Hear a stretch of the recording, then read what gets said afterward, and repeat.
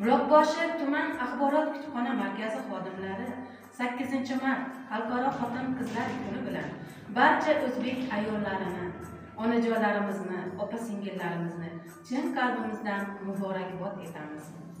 Barchamiz uchun aziz va mo'tabar bo'lgan ayol zoti haqida so'z yuritar ekanmiz. Avvalambor bizni dunyoga keltirgan, oq sut berib voyaga yetkazgan ona siymosi oldida bosh egib ta'zim qilamiz. Yer yuzida muqaddas degan so'z eng munosib zot bu avvalo onadir. Shavkat Mirziyoyev Miromonovich. Onasini sog'ingan.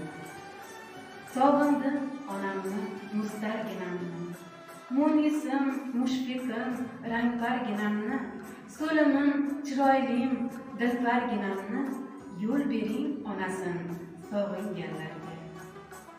Sochiga oq gullar ekib hayot, yuziga izolar chek hayot, onamni xo'p to'kdi hayot, yo'l bering onasin sog'inganlarga.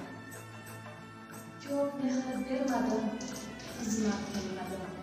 Qachon xizmat qildim, minnat qilmadim. Balki pushaymonim shundan, bilmadim. Dil bering, onasini sog'inganlarga. Juda ko'p yurdim men o'zimni sevib.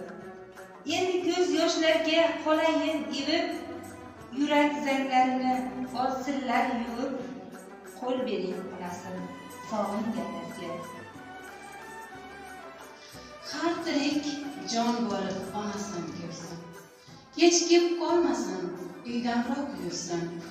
Qabriga mas borib qo'liga bersin. Gul bering onasin sog'inganlarga. Yo'l bering onasin sog'inganlarga.